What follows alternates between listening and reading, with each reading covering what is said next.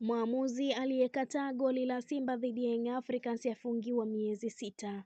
Mwamuzi msaidizi namba 1 wa mchezo tajwa mchezo wa 54 kati ya Young Africans dhidi ya Simba Sports, Kassim Mpanga kutoka jijini Dar es Salaam amefungiwa miezi 6 kwa kosa la kushindwa kutafsiri vyema sheria za mpira wa miguu, ambapo katika dakika ya 70 ya mchezo alikataa bao halali la klabu ya Simba kwa kile alichoonyesha kwamba kulikuwa na kosa la kuotea kabla ya kufungwa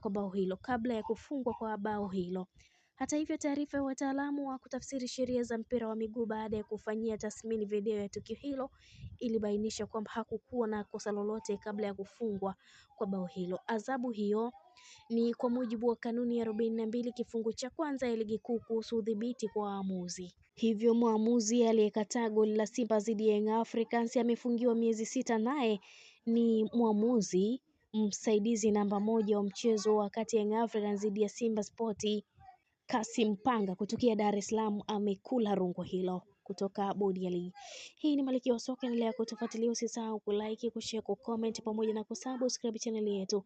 ili uendelee kufurahia taarifa zetu mbalimbali za kimichezo kutokea ndani na nje ya mipaka ya Tanzania. Acha maoni yako kuhusiana na goli halali ambalo lilifungwa na Selemani Mwalimu kisha msaidizi namba 1 ama mshika kibendera Kassim Mpanga kulikataa goli hilo na kusema kwamba ilikuwa ni offside, na tuandikie maoni yako kuhusiana na kile ambacho unakihisi na unakubaliana na kauli yangu kwamba mpira wa Tanzania unalia na refa na mara nyingi umekuwa ukikosewa, pengine umekuwa ukikosewa heshima ama kupewa ile hadhi ya kuitwa mpira wa miguu, kwamba unakosewa na waamuzi na pengine umuhimu wa VAR unahitajika pengine katika ligi kuu ya NBC Premier League Tanzania bara. Andika maoni yako, mimi nikuulize wakati mwingine. Kwa heri.